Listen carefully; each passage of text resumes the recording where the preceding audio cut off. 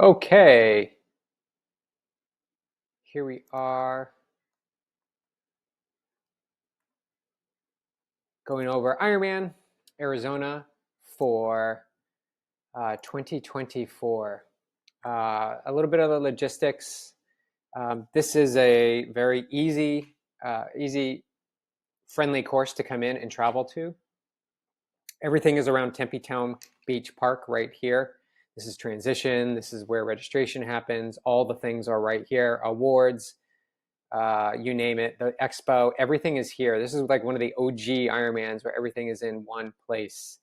There's no travel to another transition area. There's one transition area. That's it. So let's talk about, let's get right into the details. Race morning, you'll wanna, if you're driving in from out of town, there is down here, I don't think it goes too far, but down in this area, there's a parking garage that you can go park in, and you'll probably park in it when you go to register or drop off your bike on Saturday that you can park at. Well, I guess I should backtrack. On Saturday, you will go down there and drop off your bike and your bike gear bag and run gear bag. That is Saturday. Let's bring up the schedule here. So registration starts on Thursday, Friday, Saturday. Go down, where is it? Practice swim. Mandatory bike and gear check-in from 10 to 3:30 in the transition area. So you will be heading down here to check in your bike on Saturday, rack your bike. You do not need the water bottles. You do not need your bike computer or your nutrition on your bike. It's simply just racking your bike. And then in your most likely blue bike gear bag, you're going to have your bike shoes, your helmet, and then anything that you're going to wear on the bike, sleeves, socks, sunglasses, any nutrition that you're going to pack into your kit, you can put on there in that bag. And then the run gear bag will also need to be checked in. That has your running shoes, your race belt, your hat, and then anything else that you're going to take with you out on the run. Now, you will have access to those bags on race morning. If you need to slip something in there or pull something out, you'll have access to it. You'll also have access to your bike on race morning, where you will drop off all your water bottles onto your bike and your bike computer if you have one. I'm not sure if they're going to allow you to clip your shoes to the bike. It depends on the Ironman. So at first, when you go drop off your bike bags on Saturday, just ask a volunteer if you can, if you're going to clasp your bike shoes on the bike, ask them if it's legal to do that at this particular race. Sometimes it is, sometimes it isn't. There's no consistency there, I have found. So yeah, that's the day before the race. And then race morning, you want to get there early. I think transition opens, let's see, race day. Transition opens at 6:30 and the swim starts at 6. Oh no, sorry, 5 a.m. Yeah, that seemed a little bit late. So transition opens at 5 and you have to be out by 6:30. The great thing is, literally, transition is like 5 steps away from where you're going to start your swim in Tempe Town Lake. So there's not a big rush. However, I encourage you to get into transition and get out as quickly as possible. And special needs or personal needs bags you can drop off east of the Mill Bridge, and I'll talk about that next. The first swim wave is at 6:50 a.m. and it's self-seated, so it depends on what you predict your swim time to be, and there'll be signs there for every 3 or 5 minutes that you can line up with based on your anticipated swim time. So back here, race morning. So transition opens at 5. I would say get there for 5 a.m. You're not going to have the best night of sleep the night of a race, so it's 2 nights before that's your ideal night. So might as well just get up, do your thing. So if the race starts at 6:50, you want to get breakfast in by 3:50, at least 3 hours before the race. So that means I would recommend getting up at 2:45 or 3 a.m. Do some mobility, yoga, get some coffee, get your food in, and then start to make your way down towards transition for 5 a.m. Just trying to go back to sleep, that is not really good sleep if you're staying in bed and just looking at the ceiling. So I would say get up and get down there. It's not going to affect your race any. You've already got the rest that you are going to have for the day. So you walk into transition. You've got your morning gear bag. You get your morning clothes bag. That's the number one bag. That's where you're going to put all the stuff that you have on right now over your race kit that you're going to leave in a bag that you'll get at the end of the race. Then you're also going to have your bike gear bag, which I just shared with you, and your run gear bag. No, those are the ones you checked in. So you're going to have your morning clothes bag, and then you're going to have your personal needs bike bag and your personal needs run bag to drop off at this space right over here, east of the Mill Street Avenue Bridge. There's a big green space here. That's where you'll drop off these bags. These bags will then be carted out to where they need to go. The bike personal needs bag will go all the way out somewhere on the Beeline Highway. I'm not quite sure where it is. It might be on the map. And then the run personal needs bags most likely is right over here in this space. There's, again, a green park, and there's steps right there. And from what I recall last year and the year before, they were right here. So that would be personal needs bags for the run. Now, that's race morning. So I would say go to your bike, load up your bike, put on your water bottles, your bike computer, and then go to the bathroom. There's porta-johns in there. And then head over here, drop off your personal needs bags if you're going to use them. And then I would go chill over here somewhere. There's bathrooms, I think, there's bathrooms up here. At the southernmost part of the park. Those are the porta-johns I usually use. The ones in transition seems to always be stacked, always the waiting line. So I would recommend going to these out here outside of transition. So that's race morning. It gets cold in the desert, and the swing in temperature is quite extreme. So it could be like high 40s, mid to high 40s temperature wise outside, and it can get all the way up to 70, 75 degrees during the day. The water temperature will probably be around 59, 60, 61 degrees, most likely. So absolutely wetsuit legal. One tip to do when you're standing in your line, when you self-seed yourself, is to wear socks that you can toss. So you can wear the socks because the pavement is super cold. And as you're waiting in line, you can wait in line for half an hour to 75 to 90 minutes. So in that transition or in that swim line, bring with you a water bottle and a gel, so that a toss away water bottle, so that you have something to sip on, and you can take that gel 15 minutes before your swim. And in your socks, you can chuck your socks just before you get into the water.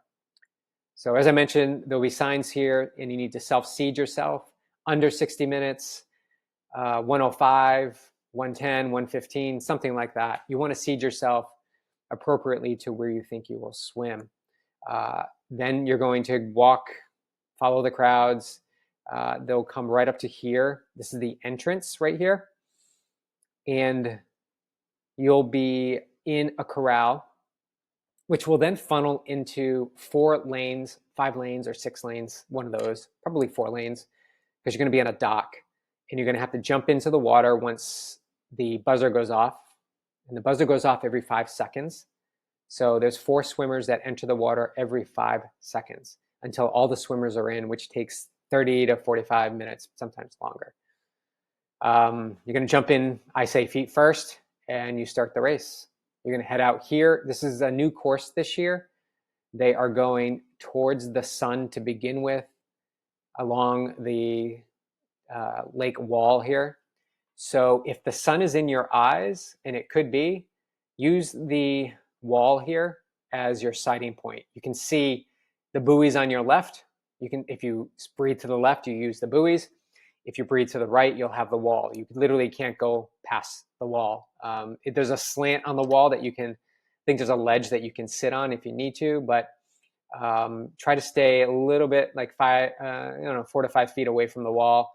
And I strongly recommend swimming away from the buoys. Most people will hug the buoys, and that's where the congestion happens. So I'd say stay out here. And it'll be yellow buoys on your way out. The red buoys are your turn buoys. So you go under 1, 2. Oh, actually, that's the same bridge, or traffic goes either way. So 1, 2, and then this third bridge, the North Scottsdale Road Bridge, I think there's a name for it. You're going to go under that one, turn left at the red buoy, swim across, turn left at the next red buoy, and then it's orange buoys all the way back in. And then your next turn buoy is a red after you pass the 2 bridges and into where you started. If you count the buoys, 1, 2, 3, 4, 5, 6, 7 yellows, then 1 between the turnaround, and then 1, 2, 3, 4, 5, 6, 7, 8, 9. 9 buoys on the return trip to the red one, and then another orange buoy. That's pretty accurate. I don't know why they would not put the amount of buoys that are actually going to be there on race day. So I think you're pretty confident to say that 8 on the way out, or 7 on the way out, and 1, 2, 3, 4, 5, 6, 7, 8, 9 orange on the way in. Choice of goggles. You're going to be into the sun, so it may be a little bit dark at first if you use a tinted goggle, but it will help shield the rays of the sun. If you breathe both sides, like, it's not a factor. I personally like to use clear goggles because I'm not looking into the sun except the sight.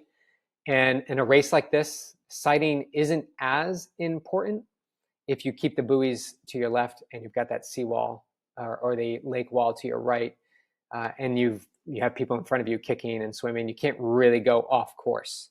So, and sighting takes a second or two. So to me, it's not a big factor. But if you breathe to one side, you may want to get goggles that are tinted. So just a few tips there. You will not be able to get into the water before the race. So ideally, you want to do our pre-race pranayama breathing exercise to open up your lungs, to get those anxious nerves out, to find some calm. Plenty of room to do that in the corral.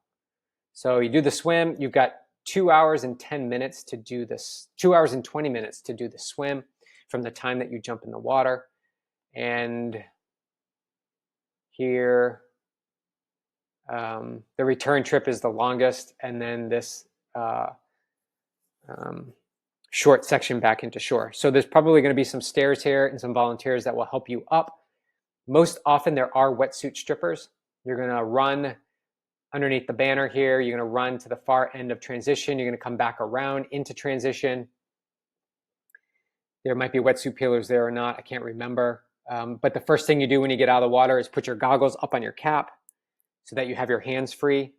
And then you're going to zip down the top, the back of your wetsuit, and you're going to get the top part down. So strip it past your arms so that it goes down to your waist.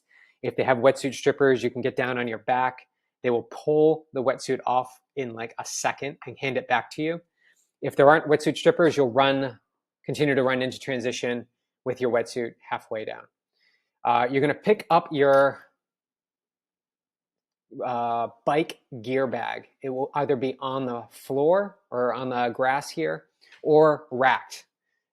And on Saturday, the day before the race, when you drop off the bags, you will know what those are, whether it's on the ground or on a rack.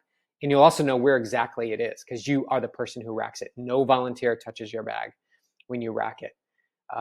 But however, when you come in to T1 off of the swim, volunteers are encouraged, and if they hear your number being called by the megaphone guy, he will call your number and they will get your bag and prepare it for you to take. So you don't have to reach down or look through the rack to get it. Sometimes it's just too quick. So just remember where you place your bag, what row it's in. And that happens on Saturday. Just take a visual cue, take a picture so that you remember it. Let's see. So you take your bike gear bag and you're going to run into a tent. Both men and women have separate tents. You're going to find a chair. You're going to sit down. You're going to take off your wetsuit, your goggles, your swim cap, and you're going to place that on the ground next to you. Inside your bike gear bag, you're going to take out your shoes, your helmet, your sunglasses, and anything else. You're going to put that stuff on. You're going to take your wetsuit, your goggles, and your cap. Now throw that back into the bag, the bike gear bag. And then there'll be a volunteer there to take it from you. Or as you leave the tent, there'll be a drop spot there for you to drop it. Make sure that you tie it into a knot. That's what I do to make sure that I get my wetsuit back in the bag. There's a lot of bags there, so things can fall out. There's sunscreen in the tent. There is not a bathroom in the tent, but there are bathrooms just outside the tent. So I'd recommend putting on sunscreen at this point, and or the volunteers will smother it on. I think basically they have tables there that you can do it yourself. Things have changed a little bit since COVID times. You head out on the bike. It's going to be chilly.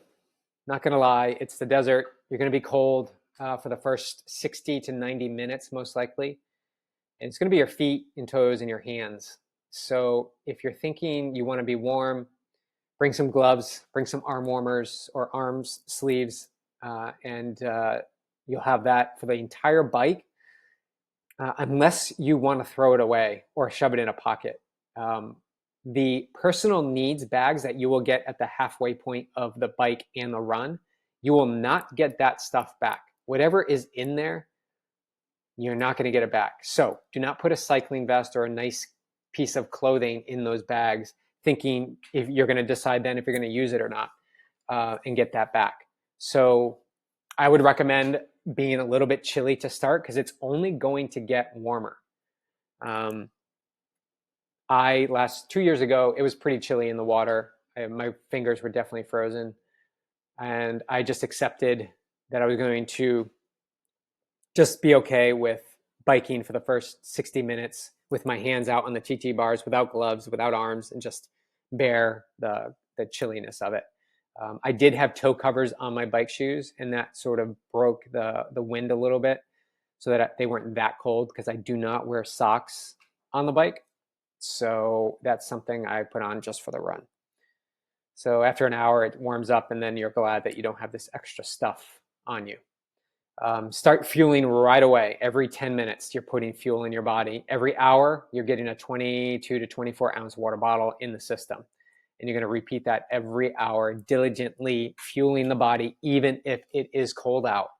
Do not let the cold deter you from taking in fuel and nutrition. So heading out on the bike, let's go to the bike. Pretty straightforward here. 3 laps. You start out of transition. This is an awesome section. As soon as you leave transition, that is the turnaround point when you come back in for loop 2 and loop 3.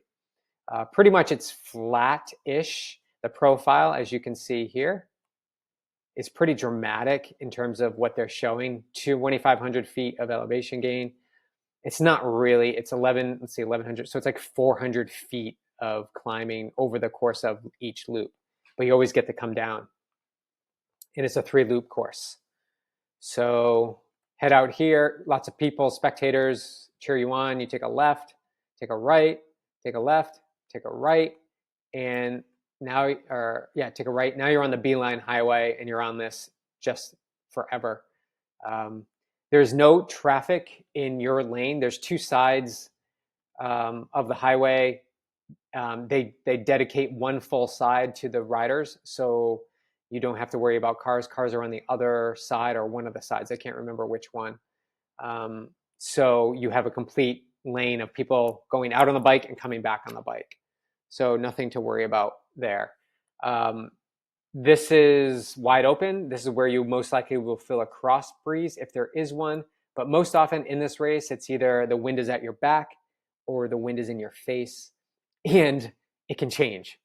So during the race, when you get to the Beeline Highway, this is the longest, most incline elevation.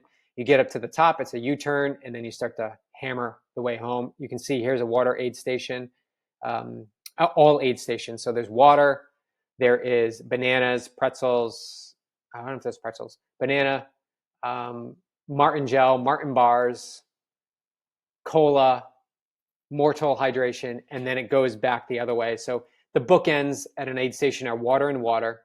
And then the next thing is mortal hydration on either side. And then cola and bananas and Martin stuff is in the middle.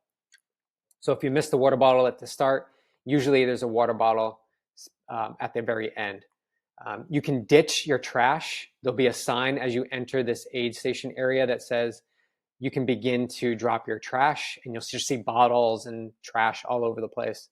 Then you go through, grab your water bottle or whatever you need, And then as you exit about 10 to 100 feet after that last station, it'll say last chance trash, no trash beyond this point. You can be penalized if a referee sees you drop trash purposefully outside of this area. So it's important to slow down, grab the water, make sure you get it or whatever you're taking, dump your trash, be diligent about getting it all out here, and then be on back into your position. Oh, here's personal needs right here, PN. So that's good to know. So aid station here, aid station here. Here is one, that's 3, that's 4. So 4 aid stations, and you're gonna do it 3 times, so you have 12 chances to, if, oh, I see, it's on that side of the road. Okay, yeah, so here's one on this side of the road, and then here's your next one, and then as you go to turn around, now the water station's on that side, and you don't hit another one until here. So that's about right, 20 to 30 miles, about 10 miles apart. There you go. I love three loop courses. They're pretty amazing. You get to see so many people. But as the race goes on and as you get deeper into the loops, there's going to be more people. So the rules on the bike is you stay to the right unless to pass on the left. You have 20 seconds, 25 seconds or so to pass somebody. So once you enter that 20-meter or 4 to 5 bike lengths, in between you and the next cyclist, you have 20 seconds to pass that cyclist. So basically, get your front wheel ahead of the other front wheel. If they do not back off, that is their problem. You just keep going, cycling. And if they're starting to get on your tail, you cannot control that. That's called drafting. If a referee sees that, they will penalize them. But if you enter that draft zone and you don't pass them within 20 seconds, you will incur a penalty if a referee sees you. Even if you drop back, you have to complete the pass. So be very confident in passing cyclists. If you see a group that is drafting, let them go. Don't join in. It's not good karma. It's not good energy, and it's not legal. Eventually, they will get caught and they will be given penalties. So keep that distance and surge when you need to, and settle back into your pace after you pass. Again, keep fueling every 10 minutes is a great practice to get into, taking in your calories. If you're part of Team Yogi Triathlete, you know every 10 minutes you're taking in liquid calories. The fuel of choice right now that we like is Blank Nutrition, 400 calories, 200 milligrams of sodium, but we use the right stuff, which is 1,780 milligrams of sodium. We put half a packet of that in each water bottle, and there you go, 1,000 milligrams of sodium, 400 calories, and 100 grams of carbs just within that water bottle. If you do that 6 water bottles, that's 6 hours of riding, and then you can supplement with Martin gels or gels of your own on the bike. And you pick up those 3 extra water bottles at the personal needs bag here. So as you approach the personal needs, probably on lap 2, they are going to call out your number. They will say, hey, do you want your personal needs bag? You say, yes. What's your number? 2130. He'll get on the megaphone, 2130. You slow down. You'll see them all lined up by numbers. Volunteer will grab your bag and pick it up and be looking for you. You will stop your bike, unclip, put your feet on the ground. The volunteer will either hand the bag to you or they'll be there to assist you. What I did recently was get off my bike. They held the bike for me while I was doing stuff with the bag. You don't have to get off the bike. You can just put one foot on the ground, throw away your water bottles that you don't want, take the ones out of the bag that you are now replenishing your bottle cages with, or anything else that you put in there. And then you can drop trash there and then be gone. Give them back the bag. You will not get anything that you leave there in the bag back. That's important to note. So on your way back into town, again, 1 loop, 2 loop, 3 loops. That's when things get a little bit tricky. The wind is usually its strongest. You're probably low on calories, so it's time to focus. Get fuel in the body and make sure that you're consuming water and awake and ready. The biggest thing that happens in a course like this, which is really simple, not really complicated or technical, is that boredom occurs and things start to happen. Plus with the wind, you want to be awake and ready. Watch other people, watch your surroundings, look at the road conditions. The roads are somewhat good condition. They're not terrible, but they're not like butter. They're somewhere in between. So be awake and ready. Watch other riders, watch yourself, get fuel in. If you feel like you're tipsy or you're losing awareness, that is a good, sure sign that you are low on calories. So get your electrolytes in, get your fueling in. You come around loop 3, you're finishing up. This is where you have the option to unclip or unclip your feet from the pedals, and you're going to run into transition with your bike shoes on, or you can come out of your bike shoes with about a mile to go in this stretch right here. About a mile to go when you see a mountain, which is a popular mountain at Arizona State University or Arizona University. You will take your feet out of your shoes and just put them on top of your shoes while they're still clipped into the bike, and you're going to pedal, pedal, pedal.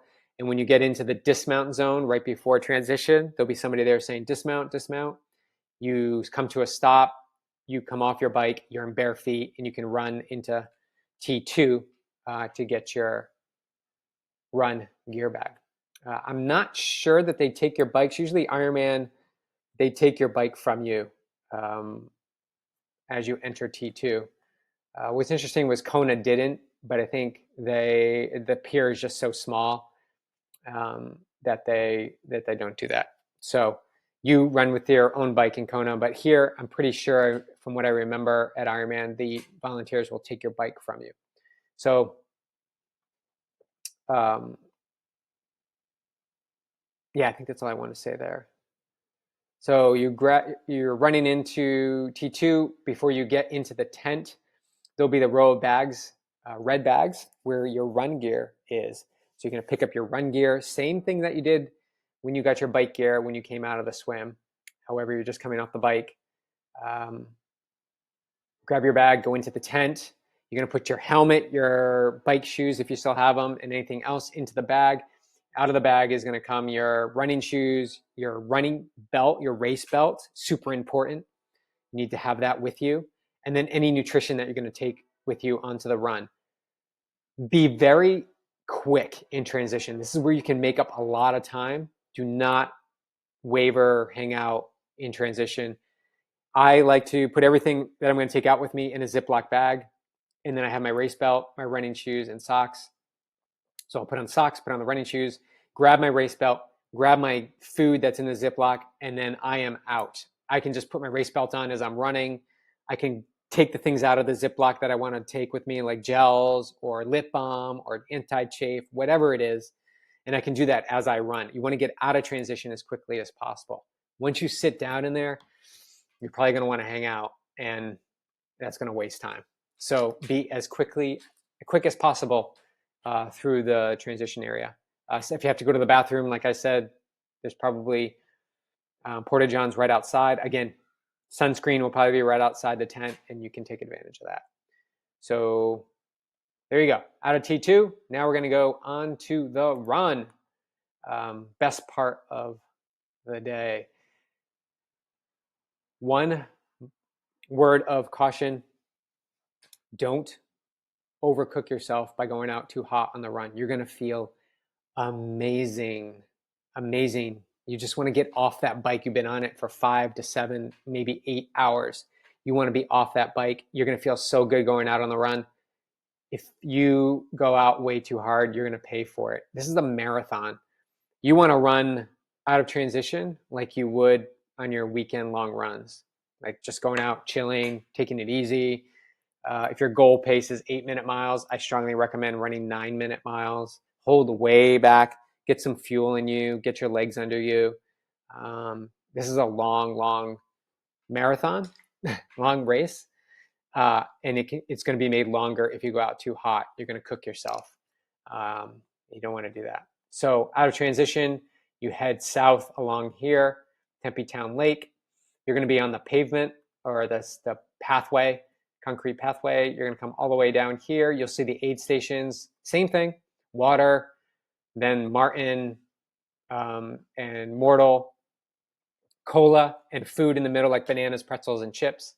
And then it goes back to Mortal, water, probably ice.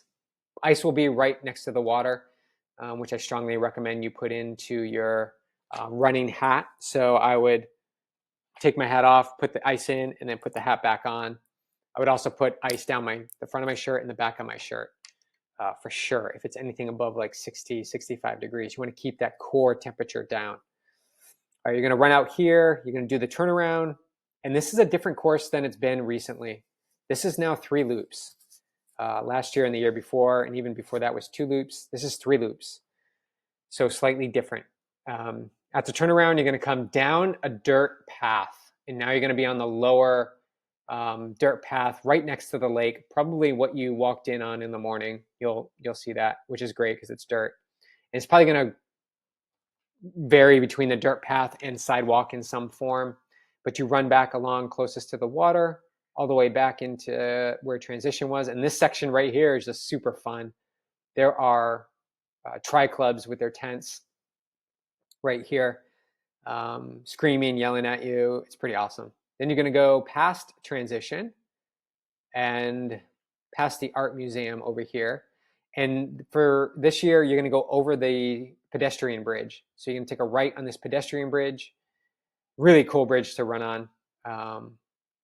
Get to the other side of Tempe Town Lake, and you're going to hang a right. You're going to come across here, probably still on the dirt, following. And it's really easy to follow all day. There's other runners, there's cones, there's green or orange, probably green arrows. You cannot get lost on this course. Although it looks a little confusing, it's not. You're going to come over here. You're going to go under the bridge here. Along this park, there's usually, oh yeah, here it is, an aid station right here before you take a left. When you take a left onto East Curry Road, this is the big hill.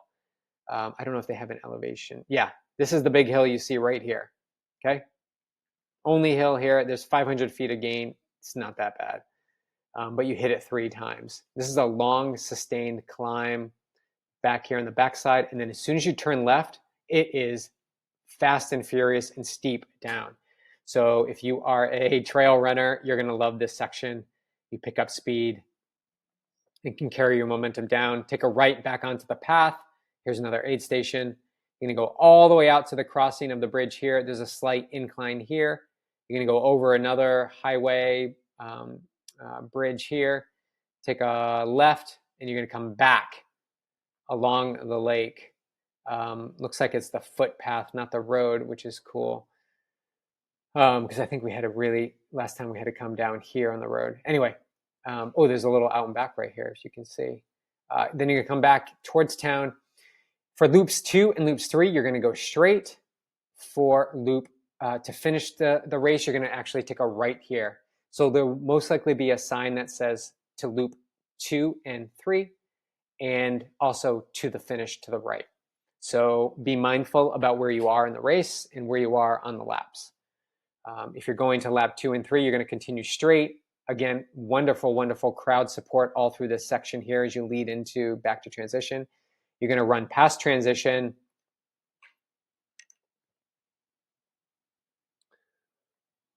You're going to run past transition and do the whole thing again. So then you're going to come out here, come back over the pedestrian bridge, down along the water, along the park, big hill, descent, back over here, cross over the bridge, back towards transition. Now you run lap 3 one last time, out for the turnaround, come back along the lake, over the pedestrian bridge.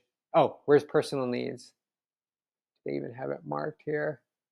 They don't. I'm pretty sure it's that great green grass right here before the North Mill Bridge.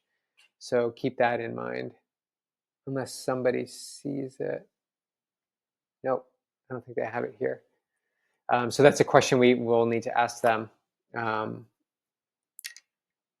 race morning or before the race. There'll be volunteers there.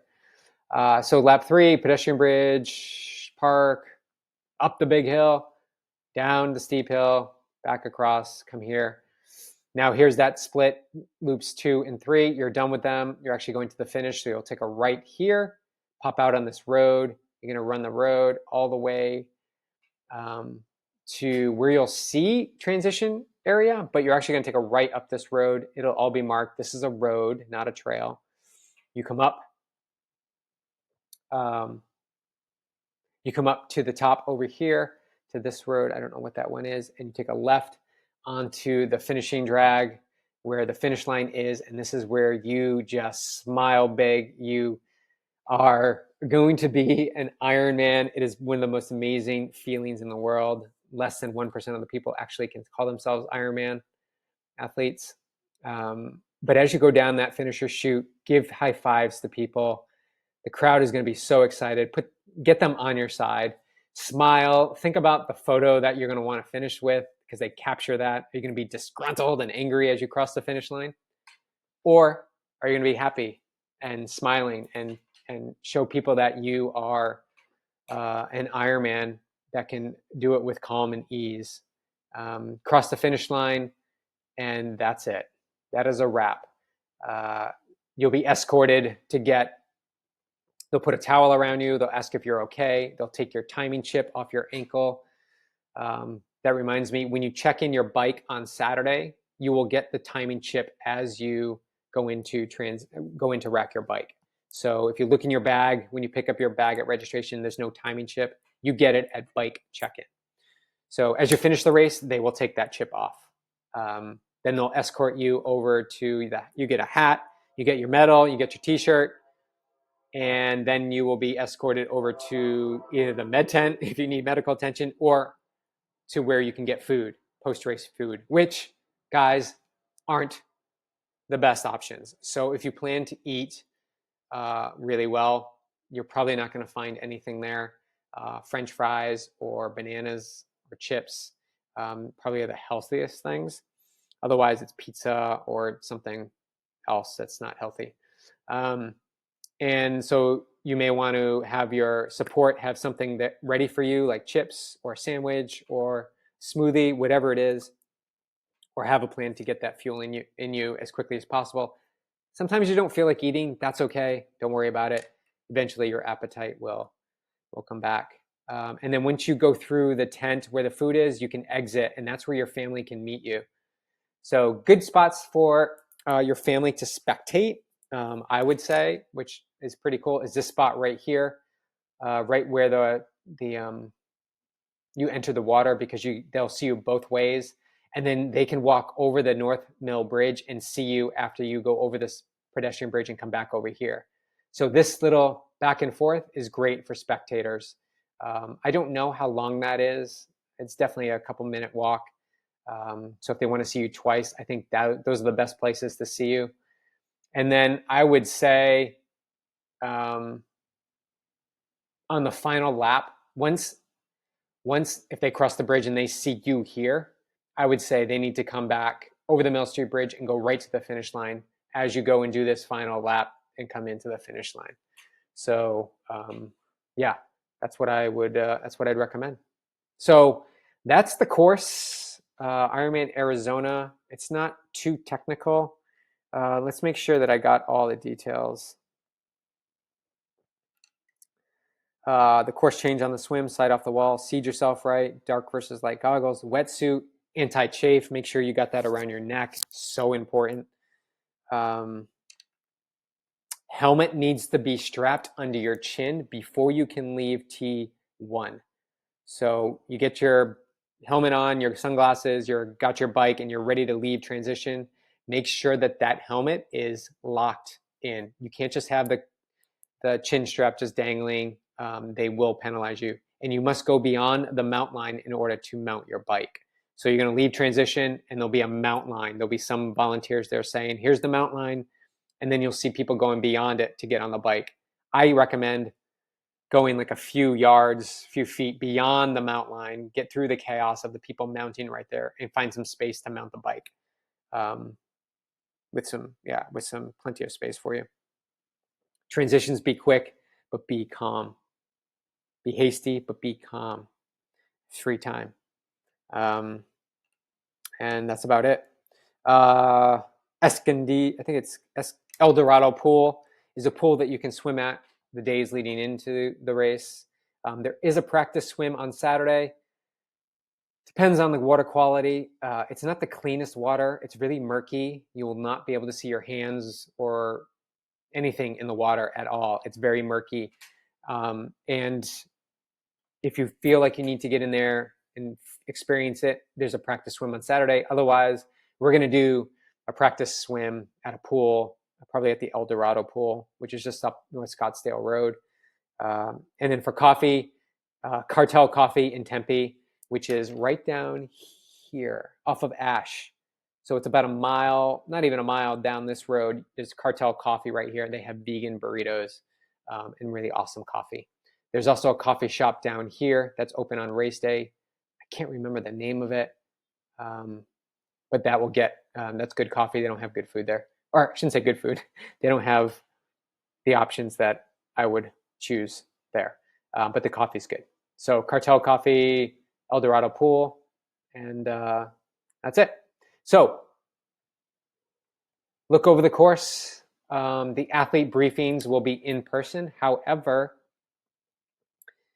they do record them and we'll load them up onto the Ironman website. I think they put it here. So if you go to athletes, they usually we'll add a tab that says athlete briefing.